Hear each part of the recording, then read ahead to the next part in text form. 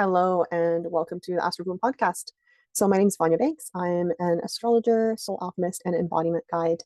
And I'm so excited about today's episode that I want to do a little bit of an intro because there's so many things that Charlotte and I talked about here that are so relevant for this eclipse season that we are now in. It's August 27th as I'm recording this. So we recently had the new moon, and this is in 2025 if you're listening to this in the future, but we just had the new moon in Virgo, which was on the 22nd of August. And even though it was not an eclipse itself, it initiated Virgo season. New moon happened in the first degree, so between 0 and 1 degrees Virgo. And this really kicked off a month that brings with it eclipse season, with the first eclipse happening in the sign of Pisces on September 7th. And then we have a second new moon in Virgo at the final degree of Virgo, the 29th degree, on September 21st.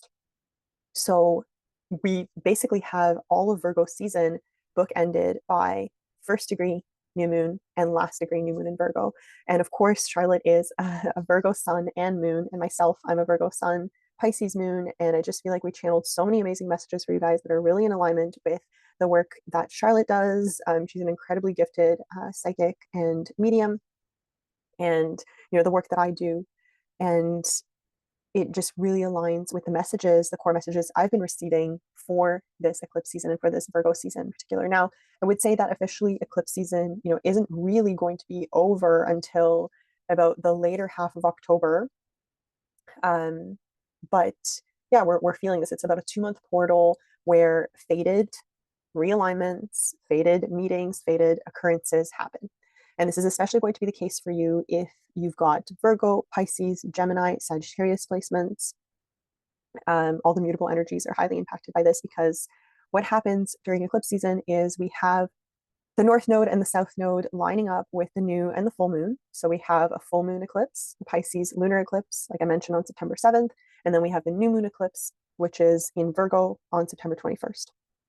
And this axis of Virgo and Pisces, which I have talked about before, if you flip back to the older episodes, there's an episode on Tantra and embodiment and how this relates to the Pisces and Virgo axis. But I think a lot of those themes, a lot of similar themes are really coming up again. And, Virgo is the energy of the finding the mystical in the mundane. So both of these signs have to do with our connection to the divine. And Virgo is about the embodiment of that in the physical. So how do you find the mystical in the mundane? How do you create rituals that bring you back into your body, that make you realize that this human vessel is actually the way through which you can tap into source, can tap into the divine light within you? And then the polarity of Virgo is the Pisces, which is Pisces is all about that divine essence, right? The merging, and the oneness, that the source that we all come from. So this eclipse season is asking us to bridge the mystical, the mundane, the spiritual, and the energetic with the physical, the somatic, right? The body, the mind.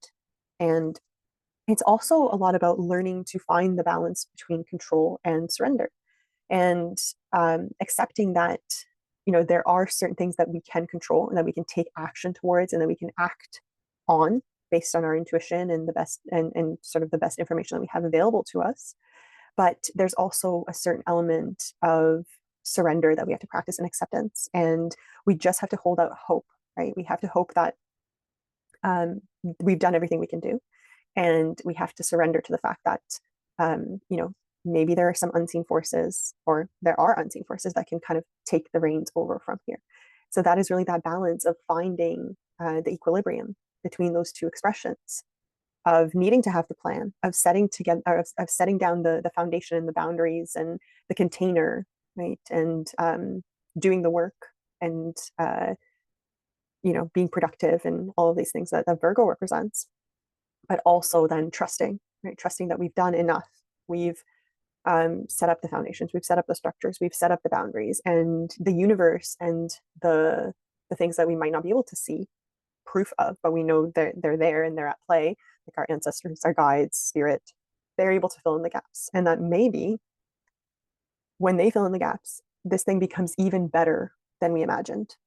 But it might be unexpected. It might not be what we actually thought was going to happen, because this first new moon in Virgo had a difficult aspect to Uranus and Gemini. And so Uranus in Gemini is asking us to change or to awaken or to disrupt the ways that we maybe express ourselves, the ways that we also talk to ourselves, right? Gemini is the nervous system. So it's all about how do we express ourselves? How do we maybe, what are the programs that we run in our minds that maybe aren't serving, the bigger picture that we're working towards? And so there is this element of opening up possibility, right? Thinking outside of the box, allowing ourselves to be disrupted also.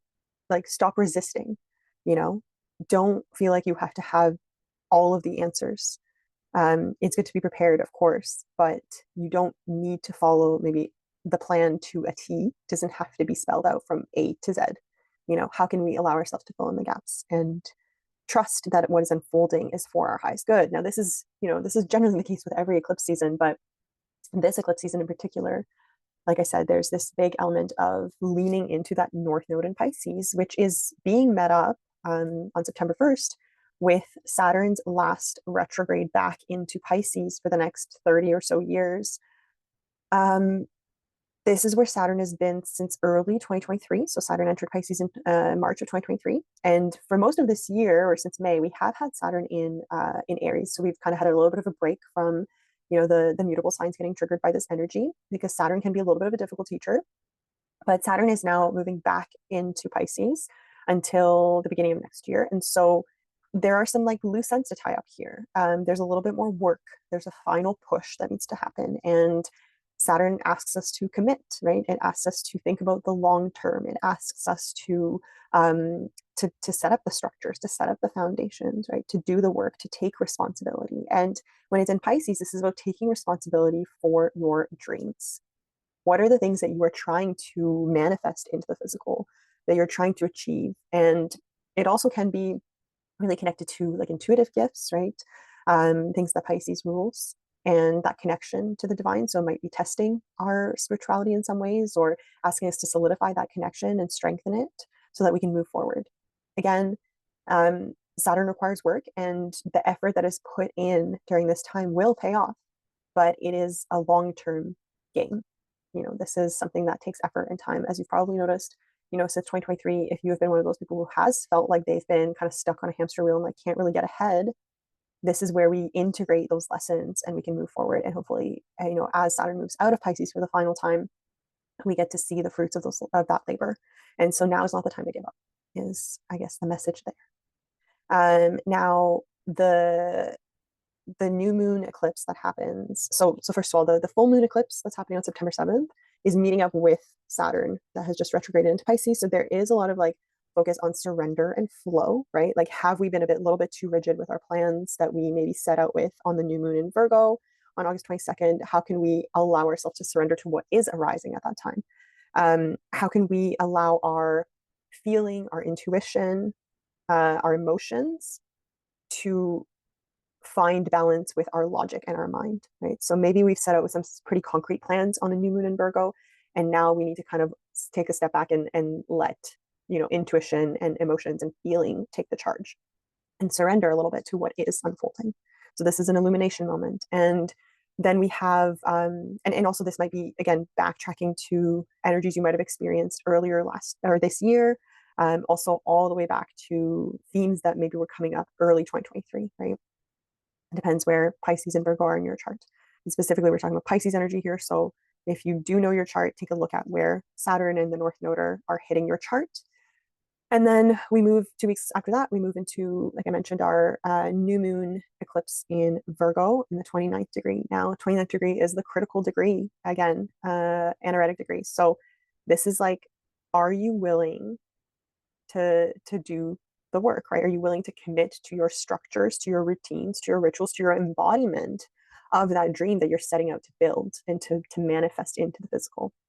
So is, what is coming up for you around this time? And perhaps there's things that are being cleared from your path, and that is just a reminder potentially of the ways that you might be using your creative energy, because Virgo is very much connected to our creative, our sexual energy, and how we use that to find fulfillment and to be of service? So are there ways that we are using this energy that isn't actually serving that greater purpose or that greater dream, right?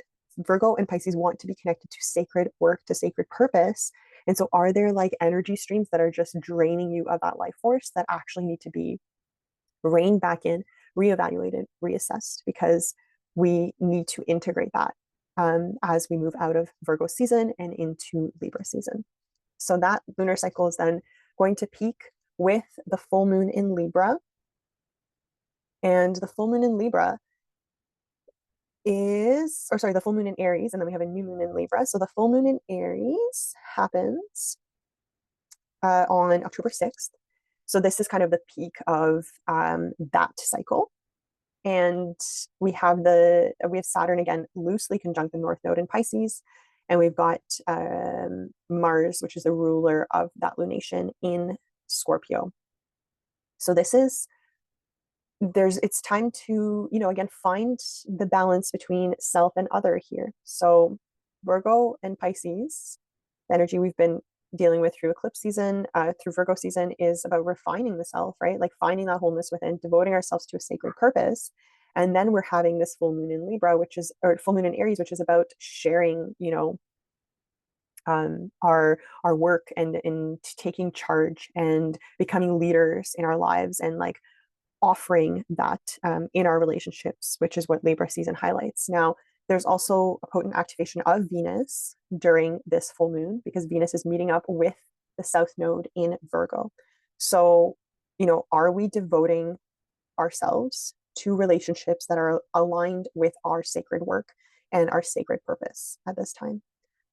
Or are there relationships or values, even, or relationships that represent those values that are out of alignment potentially with how we want to be using that creative life force and that energy that we have to offer? And so it's a lot about energetic boundaries, which is a lot about what Charlotte and I talk about in this episode. So I wanted to give you guys a little bit of this just astrological point of view, an intro to this really cool episode that I'm super excited to share with you, because I think it's just the perfect blend of the energy of this season, and it really illustrates Charlotte's work and her gifts and the intersection of both of our energies. And I just loved this conversation with her so much, and I hope you do too.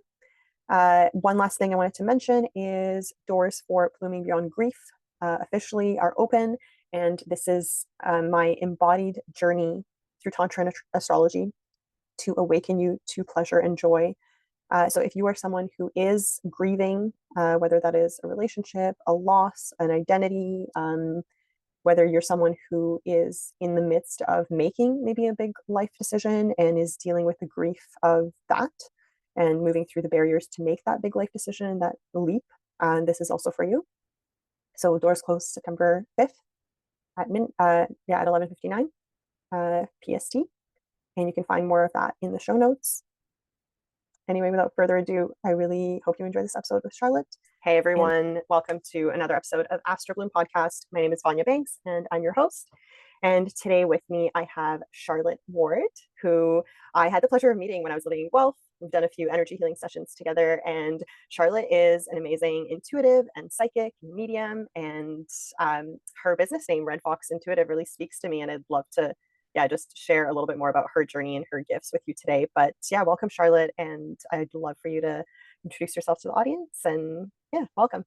Yeah, thanks, Vanya. Yeah, that was a great introduction. Thank you. I'm excited to be talking to you today. Also, I, have gotten Reiki from you in the past and MIDI readings, and honestly, they've been just so incredible for me. And just kind of like feeling the connection with you as well, because like it's the most intuitive information I feel comes out of you, and it feels so kind of that connection feels so authentic. So it was awesome when you asked me to do this. I was so excited. Oh, yay. Well, I'm so glad you're here, and I'm so excited to chat with you. So why don't I'll start by, maybe we'll profile you with your big three, just before I forget to ask you that. And then I'd love to hear a little bit more about, what it is that you do and sort of how these gifts came about, and maybe a little bit about just your journey of how you got there. I know there's often these kind of breadcrumbs that lead you to, these types of like soul missions. And so I'd love to unpack that with people. My big three are I'm a Virgo Sun, Virgo Moon, and a Leo rising. Okay, awesome. Yeah, I feel like there was a lot of Leo energy in your chart from what I recall, because I think we Yes. talked about like Leo, Lilith, maybe Mars and Venus from what I remember. It came up a lot in your reading. Um, Yeah. yeah, yeah. So there's like this Yeah. really, I had Venus, Leo, Lilith, and then and then my rising. Yes. So four yeah, kind of yeah, major elements. Yeah.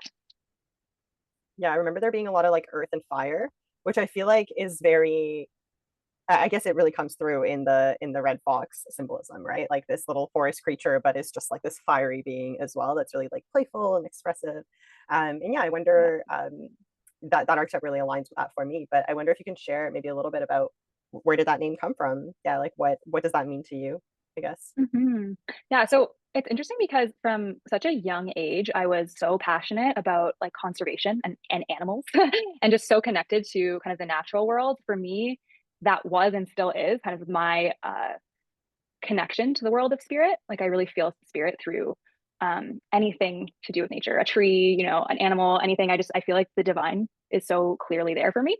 And so I kind of started to recognize my gifts, and we can kind of get into a bit more details about that after I sort of describe the red fox. But yeah, when I started kind of awakening to it, the first thing that came to me was I was actually like kind of noticing that I was connecting to a friend's loved one who I didn't know at all. And I just felt I had met her once, and I know that she had passed. And I started just really like feeling her energy. And I was like, didn't really know what was going on with me, but I just felt like I was connecting to something larger than me. And I had visualized a red fox, and it was like almost like a hallucination. You could almost see it as like it was like I truly saw a fox in front of me. And I just kind of knew that that was my own inner intuition sort of like lighting up and telling me that I needed to start really engaging with my intuition. So I started sort of using it as a symbol of protection and of connection. And so when I first started connecting to the world of spirit intentionally, I would ask actually for protection from this red fox that I would visualize. And I would ask, like, lead me through this journey and help me as a guide. And so I've always seen kind of the red fox through this journey as somewhat of a guide that can sort of lead me through. It represents kind of playfulness and kind of cunning and intuition to me. And right after I had this experience with this fox, which was very profound for me, I actually looked up what astrological sign was associated with the red fox, and I saw that it was Virgo. And I've like the archetypal Virgo is very me. Like anything you say about Virgo, I'm like I really resonate with. That you hear like even in the media, I'm like that is like without even trying, that's me through and through. And so when I just kind of like had this experience with this fox, and I saw that it was like the representation of Virgo and so connected to intuition, and so it just sort of started leading me through and being kind of a symbolic element in my development as a medium and intuitive. That's so cool. Yeah. Yeah, and I think foxes as well are, I didn't know that about the connection to Virgo actually. Mhm. But foxes are seen as like liminal beings, right? Like they kind of move between the worlds of like spirit and the physical world. And I always think of foxes also as this like perfect blend of like feminine and masculine energies too, right? And I think that's Mhm. why maybe there's that connection to Virgo as well, because when we think about the Virgo archetype, it's really like about finding this like wholeness within oneself, right? And finding maybe Mhm. that balance of like the feminine and the masculine and like that inner divine union.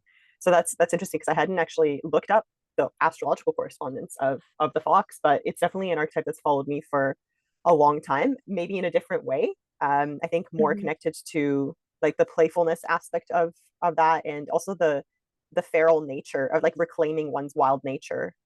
Yes. Yeah, and like captivity and versus like wildness and whatever feralness and all of that. So yeah, that's really cool. Mhm. I love that. So in a way, the fox is kind of this messenger for you in some ways. Would you say that? For sure. Yeah. Yeah, Yeah. definitely. And actually I have a fox tattooed on my arm that I got. Oh, cute. And it's just been kind of like this important symbol. I also see a lot of foxes in nature, and There it's are a always kind of like lot. that divine sign for me. So yeah. Yeah, exactly. And I totally see that like there's just so many elements with that symbol specifically, and so much within mythology of different from different cultures as well that you can draw on. So it's just an Mhm. interesting one. Yeah, the one thing I went down a little bit of like a rabbit hole with fox symbolism, no pun intended, but kind of, I guess. Yeah. um, where I was looking into because it kept showing up so much in my life, and I was like looking into like what like, and I understood like the duality of it. And I was like, maybe it's just like this element of like me really finding my feminine and masculine balance and all of that. Mhm. But it's interesting because I feel like it was something that I would see a lot like with my ex partner, Mm. And it became almost like this relationship, like totem type thing. Mm. And it's not until recently that I realized that the messaging around that fox showing up was actually like that in some ways that relationship became like a cage for me, right? Like it Mhm. wasn't ill intent, it wasn't malicious, but it was like Mhm. keeping me captive in some ways Mhm. and denying me kind of like that wild nature, right, that I had inside. And so I always think of the fox as well as like that reclamation of like our inherent kind of connection to our wild nature, to nature itself, right, to spirit, to the divine. So I love that that's your little symbol. So cute. Yeah. Yeah. I'm not sure if I even said this, but yeah, it's also the name of my business. I don't even know if I actually Yeah, ended up yeah, no, saying that too. Yeah. I Yeah. yeah, That's for yeah, for anyone that did miss that at the beginning, because I think I did mention it, Red Fox Intuitive is Charlotte's business. But okay, yeah, love that. Have definitely been wanting to dive into fox symbolism, so I'm so glad that we covered a little bit of that because yeah, it's such a like I agree with you in the sense that nature is like my it is my portal to the divine. Like we are nature. Mhm. I feel most connected when I'm in nature, when I'm immersing myself in the elements, and I think that noticing symbolism in nature is such a powerful way of connecting with spirit and communicating with spirit and like understanding the types of messages that you're getting. Is that something that you use in your work as well? Like kind of that like how do messages I guess come to you? How do you connect to Mhm. spirit out of curiosity? Yeah. So I would say that I'm primarily actually a clairaudient medium, and then I get Okay. like visual impressions as well. So also clairvoyant. I get messages, honestly, I try to use as many avenues as possible. And I really feel like for me, it does like I hear names or voices or things like that. Not in the same way that you'd hear like a person talking, but just I've had to really be able to tune into it. And then in terms of my more like visual side of it, it is usually symbolism. So I actually, for probably the first year that I did mediumship, it was mostly focused on like animal symbolism that I'd Mm, associated with different like types of people in your life or different characteristics of them. And so I would really use animals. I also am a researcher and I study ecology. So it's like just so woven into my life that it's almost like the archetypes that animals bring through for me is the clearest type of symbolism, at least visually. And so mhm. that's really where I started. And then I built on it over time by, working on my emotions and allowing that to be used as well to kind of show me relationships between people. And then I really had so much clairaudience that just wasn't really able to come through at the start. It would just show up as like intense ringing in my ears, like back and forth. And my Mm, intuition also showed up this way. Like, for example, I have a dog and I would go to the park and I really didn't like her interacting with other dogs because she can be a bit aggressive. And I, would go places and I would get ringing in my ears if there was an off leash dog that would start like coming towards us in a couple of minutes. So I like almost had like mm. warning signs through this ear ringing. And I started to realize like I was being called to develop that actually as my primary source of mediumship. So now that's a really big part of how I work. Hmm.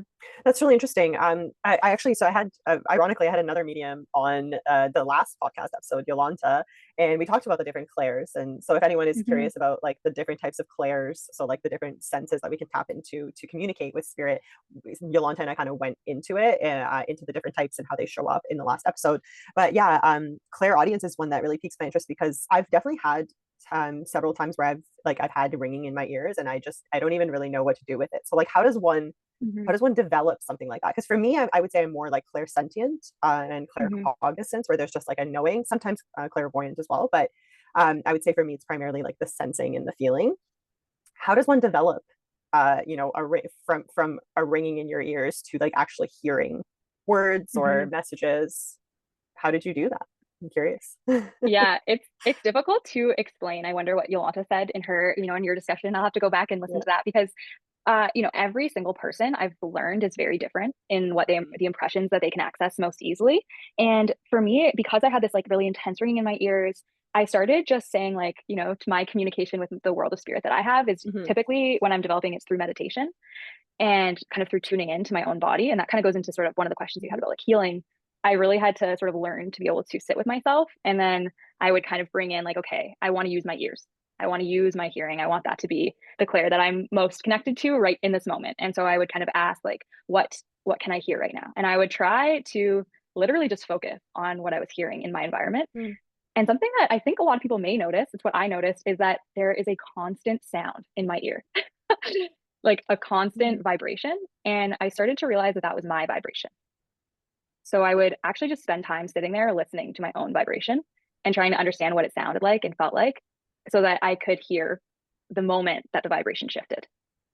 And then Mm. as I started to get more familiar with that sensation and that feeling, I was tuning into just that sensation almost. It would then turn into, okay, I want to feel spirit and I want to hear something specific. And so I would Hmm. start to hear, for example, I started hearing birds chirping. That was the first thing. And I was like, that's new.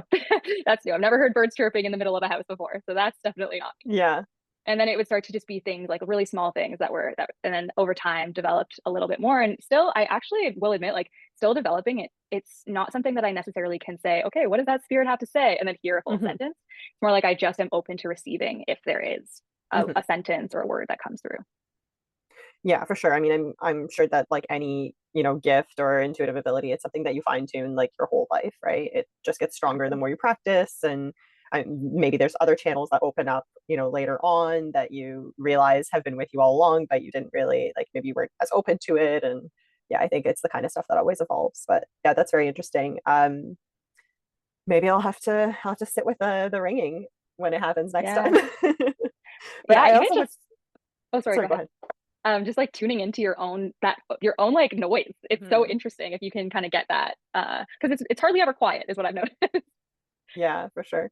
And the other thing that struck me there that did seem, very Virgo attuned, and of course it's our season officially, so I feel like we have Yeah. to we have to ride that wave while it's here and talk about the Virgo archetype. But Virgo is very embodied, right? Like I think being the sixth house, being that area that like rules health and routine and rituals and like physical embodiment. Um, the thing that really struck me as you were sharing that is like, saying that you were really like focusing in on different parts of your body and like being with your body and your energy and all of that. So I really like that approach because it does really speak to, the Virgo sun and moon being really connected to like the physical senses, right? And how you perceive your physical environment and how your body interacts with that environment as well. Hmm. Yeah, yeah. I it for me it's been like really truly the healing work that my life has called for is embodiment. Um and I think for most people, to be honest, that's probably true that embark on like a healing journey. A lot of it, at least at the Mm-hmm. start, for me, it's had to be about that. And especially when it comes to mediumship or psychic work, I just find that I have to, my body is like almost a tool in a way, and offer it like willingly to be utilized in a way. And for example, one of the first things that when I do connect to someone's loved one in spirit, I usually feel in my body what had to do with their passing. So for example, I will feel, Mm-hmm. heart palpitations often with a heart attack, or the back of my head starts to tingle with brain cancer, or dementia is the front of my head. So it's like these different areas of my body that I've really had to be able to, yeah, like sit with and feel sensation. And that like act of feeling sensation, it did come quite naturally to me once I started healing. But prior to that, like if we had been talking, 10 years ago, I would tell you that that was like impossible. I would have had no idea what you were talking about in terms Yeah. of that kind of like inner sensation.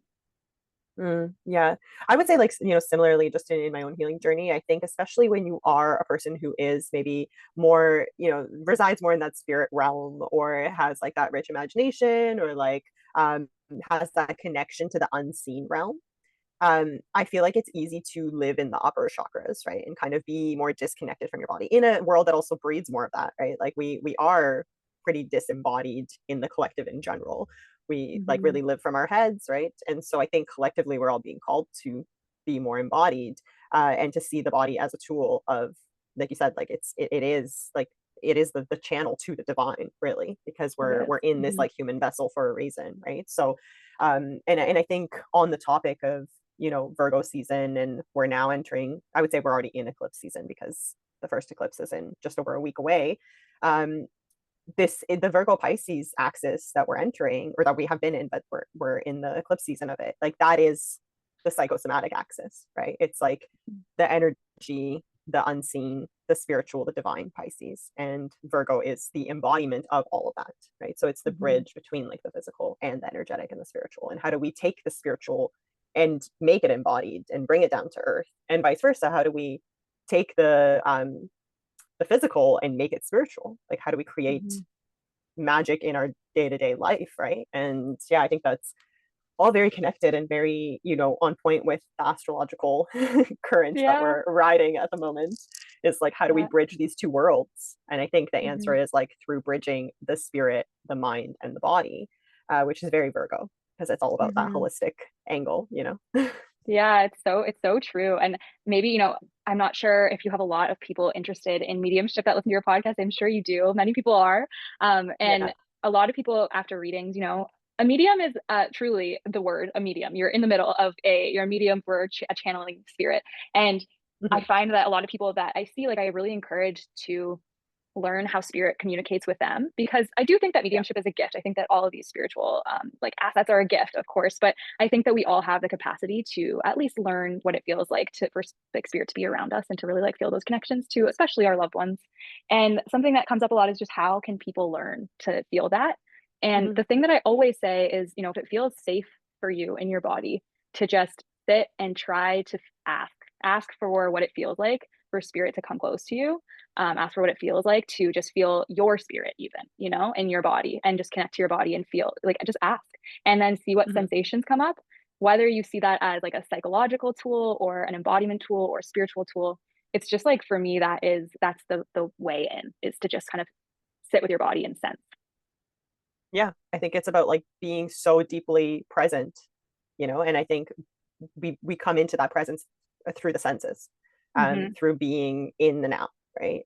So that makes total sense. But in saying that, you know, as someone who is trauma informed and like who practices, you know, trauma informed nervous system healing and things like that, I also recognize that like there are so many people in this human experience who like it's not, the body's not a safe place for them to be in, Hmm. right? And so Exactly. there's so much work to be done to heal the nervous system, to create the safety to be able to be with the body and listen to its you know signs and signals and all of that, or even just like retrain the way that we perceive our body messages, right? Because I think, you know, in my personal experience, like you mentioned, you know, having these somatic symptoms that come through as messages, right? Like I was brought up in a family belief system, I guess, where any physical sensation was immediately thought to be like something wrong with you physically, right? Like Hmm. you're sick, it's this, it's that, it's whatever, right? And like how do we fix it?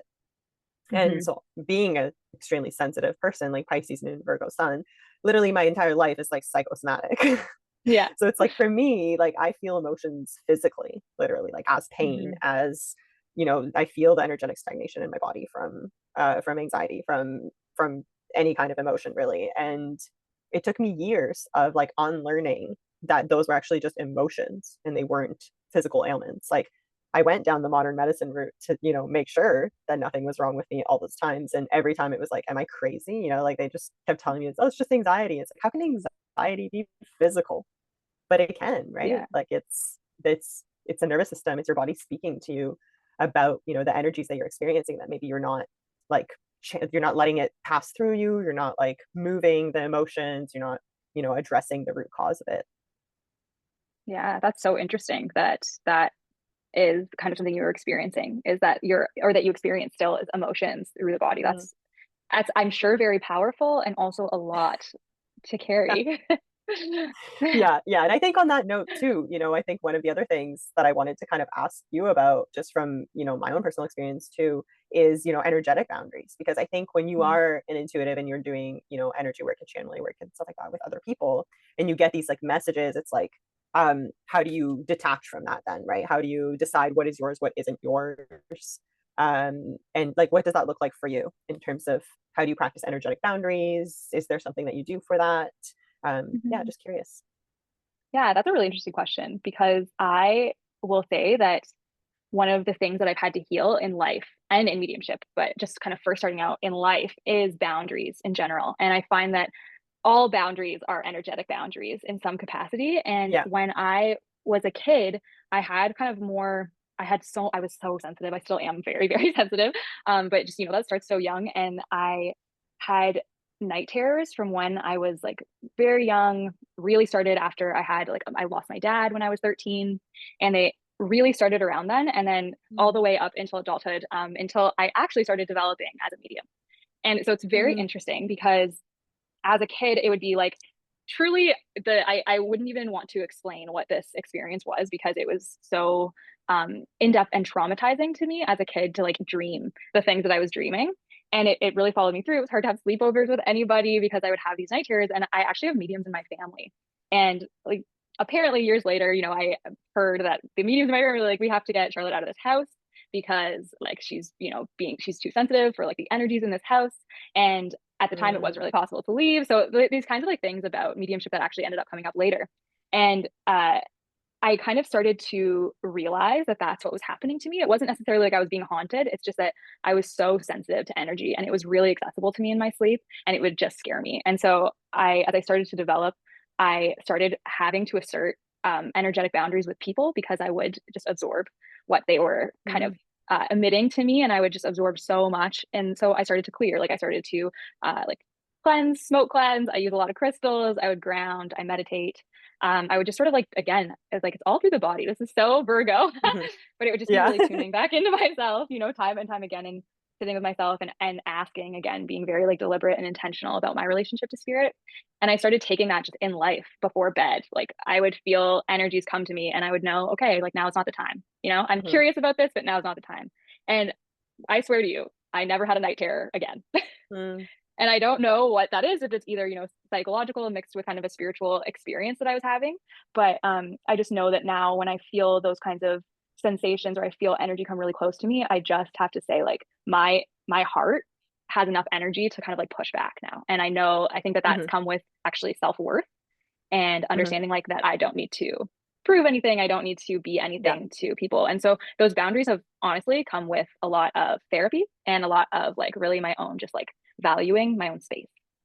Mm. Yeah, that's so powerful. And I think really, really potent, like Virgo medicine. Like I think Yeah. with our South Node currently in Virgo, we're all collectively learning the power of boundaries because this polarity between Virgo and Pisces is about like Pisces is like lack of boundaries entirely. It wants to merge, right? It's all about the oneness, the divine, where we come from. So inherently, it doesn't have very good boundaries. Virgo sometimes can have too strong boundaries because it can see things in very black or white, right? That's where that like perfectionism and self criticism and judgment and stuff like that come through. So those are maybe some of the shadow elements of Virgo. But the gifts Mm-hmm. of Virgo are also like discernment, right? Like discerning like what is worth my energy in this moment, what isn't, how can I reprioritize, how can I set boundaries around different things, whether those are energetic boundaries or just like spoken boundaries, which are also energetic, like you said, at core, or even just boundaries around like what do I want to use my energy on, what is worthy of my energy, and what am I like, what am I deserving of. So that very much I Mm-hmm. think is the energy we're being asked to step into right now in eclipse season is that Virgo discernment of like separating the wheat from the chaff, right? What do I Mm-hmm. want to harvest? What do I want to like compost? It's that time of Yeah. year. Yeah, exactly. Exactly. And I also, think that a lot of uh, those energetic boundaries are like very pertinent to Virgos because of the anxiety that I feel comes along with being a Virgo. Yeah. And it's like an anxiety can really erode a boundary like that. Oh yeah. Yeah, totally. And I think also because like, yeah, you like the Virgo Pisces axis in general is about service, right? So Mm. like Virgos want to serve, they want to be of service. And so that's where some of those people pleasing tendencies are like wanting to solve everyone's problems, wanting to be of help to everyone, to everything. And that can erode boundaries because you're just giving so much of yourself, because there's almost like this like shiny object syndrome where you're like, well, I can help this person, I can help this person, I can help this person, I can help this person, but it's like, okay, but what is actually worth my energy, and how do I prioritize what I can realistically do versus wanting to solve everyone's problems? Because we know we have a Exactly. solution for all the problems, we Yeah. can do it. It's just Yeah. like what is worth it. Yeah. And trust me, that is still a lesson I'm in the midst of understanding. Same. Yeah. Continually learning that one. Yeah. I think it might be a lifelong one, but Yeah. accentuated definitely during Virgo season and eclipse season. Yeah. Seriously. Yeah. Amazing. Okay, so I think the other thing I wanted to ask you about is just in general, like what is there anything that you want to like promote in your business that you're doing right now? Anywhere that people can interact with you? I know you're located physically in Guelph, Ontario. Mhm. Just for people that might be curious about that, and of course, I can link lots of things in the show notes of where everyone can find you. But yeah, just anything else you want to share? Yeah, I mean, I do readings online a lot of the time. So for people kind of like all around, wherever. And Hmm. yeah, you can find me through my website, redfoxintuitive.com. I'm also on Instagram at redfoxintuitive. And yeah, I do mediumship readings. I also do tarot readings and oracle readings. I kind of blend them a lot of the time, like Hmm. either mediumship and tarot, or even just tarot and oracle readings together. Like I just find psychic readings or something I find really healing for people as well. Like I always say to people, I don't read the future. And anybody who tells you that they do, I sometimes question. Not because Yeah, yeah. I actually think things can be predicted. I really do believe that. But I just feel like people really write their own futures and they make their own decisions and they have so much free will. And so kind of having a reading, it doesn't tell you what's going to happen, but it does really Hmm. allow people to be seen, allow people to have kind of like a different perspective on their life and their life Yeah. choices. And so, yeah, that's something that I love doing as well. And then I also do parties. I've started trying to do group readings, which is very fulfilling to me. Yeah, so all those things. Amazing. Yeah, and I Mhm. definitely resonate with the whole I think obviously there's people that think like, oh, astrology is also like predictive. And there is an of course an element of predictive astrology and all that. And I think it's such a powerful tool, but I always tell people like I'm not just here to like tell you your future. I'm just here to let you know what kind of like weather is going to like energetic weather is coming your way, and then you have free will and you can choose what you want to do with that, right? Like it's not because I Yeah, think if you're telling someone what's going to happen, it's very disempowering way of looking at it because like you said, people have their own free will. They can choose differently, based on what they're told. And I think it's just about having the awareness of what kind of energy might be coming so that you can prepare for it, right? It makes yeah, sense. exactly. Exactly. And so I will tell you though, you gave me a mini reading like a few months ago when you were back in Ontario. And Yeah. it was so crazy. And this is kind of like the part of me that intuition is still always like, it makes me just full of wonder and curiosity about how this all works. Because even like people that communicate with spirit, like you don't really ever know how it fully works. And we won't know that maybe No, ever, you really we don't. just won't. So Yeah. we get what we get and that's that. But it's so interesting when things like what happened that day because I came in to see you and I had a conversation that morning with my partner kind of about being seen and like the just kind of like dynamics of long-term relationships because I have my Mm, Venus, Mars, Lilith, and rising in Leo. And so, yeah. oh boy, do I like to be seen. You want to be admired. Let's just put it that Oh, way. do I? Yeah, exactly. Like it's just so true. And that morning, actually, I had a dream the night before, and I was talking to my partner about it, about like this kind of weird dynamic for me of a very long-term monogamous relationship that I so want. Like I love that in my life. But it's so strange with these other parts of me that almost are like, I want the whole world to admire me. How could I Yeah. have just one? Yeah. And so I was talking about this with him, and he's like the most amazing person, just, listened and was there to hear. And then I came to see you, and you had said almost exactly the words I had said in the conversation in the morning. And you had Yeah. just shown me like a card, and you were like, so this is exactly what I see. And I was like, oh my gosh, I feel so seen, which my little Leo heart loved. Yeah. And also, it was just like amazing that your intuition can pick up on that. And that's the magic of it all to me. Oh, I'm so glad to hear that like stuck with you and that you felt really validated and seen in that moment. And yeah, I was reflecting on our reading as well, like coming up to this, and I remembered there like the big Leo signature really stuck with me. That's why I brought it up at the beginning because I think that was like we talked a lot about that and like the playfulness and like the creative expression and yeah, just that like wanting to be in the spotlight and that being okay. Like that's part of being more than Yeah. okay. That's part of your signature. Like you're here to take up that space and like and be seen. So I love that. Hmm. I love that for you. Yeah. Yeah. Thanks. Amazing. Yeah. Great. I guess one last question though, Mhm. is do you have like any messages for like Mm. anything you want to share with audience?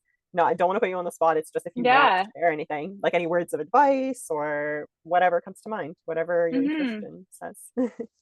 I've had kind of just a feeling recently.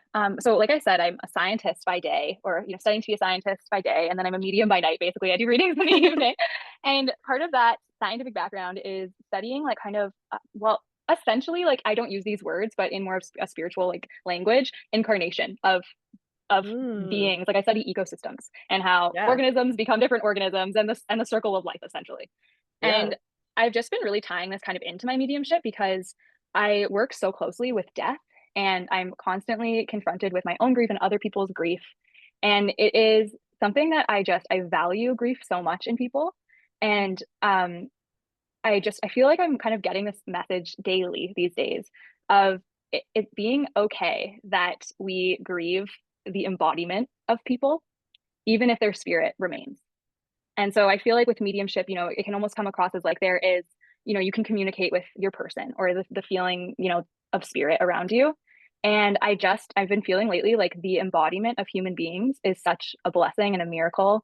And even if that spirit remains present, the change of that carbon that their bodies are made of, the differences in the incarnation of that being, in the way that Earth regenerates, Hmm.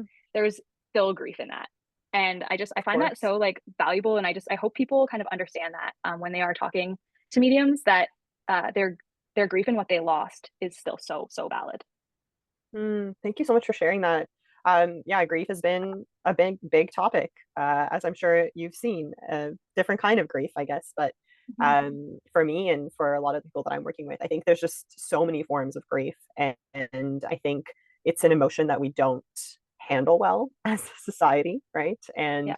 I think grief comes with every change and every transition. And so, yes, a loved one transitioning out of the physical realm and into the spiritual is still a profound transformation. And yeah, that's very, very valid form of grief. And I'm Mhm. so grateful that you, yeah, brought that to light and shared that. I think that's a really Mhm. important message. Yeah. Yeah. Yeah. I'm sure we could do a whole podcast just on grief together. Honestly, yeah, maybe we Yeah. might do that.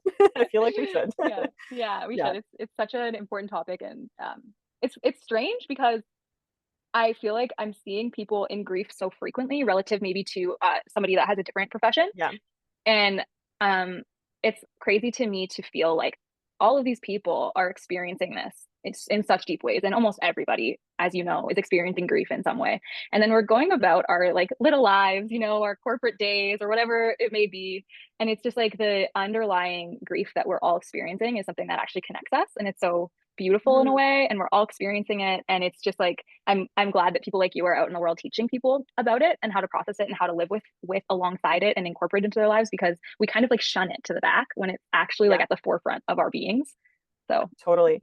I think I've talked about him before on the podcast, but I don't know if you're familiar with the work of Francis Weller, because I've listened to him talk on a few podcasts about grief, and like his work always really struck me, because he talks about the sort of the various shapes and forms that grief can take and the doorways that grief, moves into your life. So whether that is the loss of a person or a relationship or a job, or um, the grief that comes with not getting something that you hoped for or expected, or like grieving a future, right, that you envisioned, or the grief of maybe not getting the type of childhood you thought you were going to have, and all of these things, even the grieving the changes in our environment and climate change and all of these things, right? So yeah, I think grief is like such a big topic, and it is really a unifying factor because we all experience it, yet it's so like ostracized from society, right? It's so not like in our Western world anyway, it's just not really accepted as especially some of the more uncommon forms of grief, I guess. Like they're just so not talked about and they're not really accepted as mhm. grief.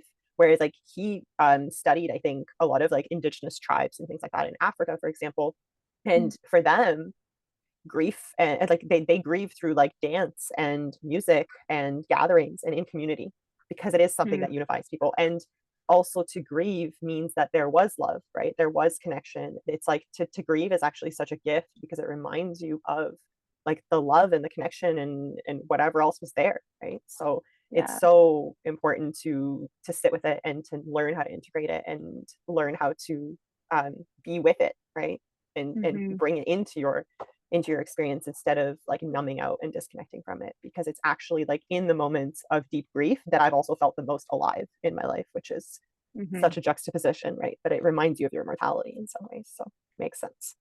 Yeah, it's so true. I mean, that is actually something that I have had to really I don't know if manage is the right word, but to be aware of in my readings is actually what grief feels like for me, because it is not always sad, which I think that Mm-hmm. people kind of associate grief with a lot of sadness and heaviness. And don't get me wrong, it is that 100%.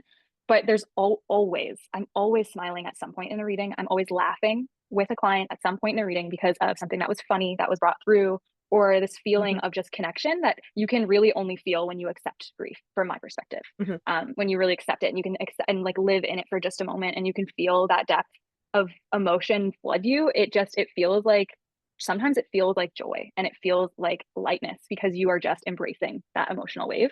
And so, yeah, I don't think that it always has to be sad, even though it, of course, is loss and there is sadness involved. Yeah, no, I totally had goosebumps just when you said that, because I think yeah, you're so like so right about that. It's just, I think it just reminds us of the depth of connection that was shared, right? Between the two people, or whatever the grief is attributed to. And so Mm-hmm. I think it's this classic example of like the yin and the yang, right? The light and the dark, and how they can't really exist without the other. So we can't Mm-hmm. really have joy without the grief, and we can't really have grief without the joy. So it makes total sense to me.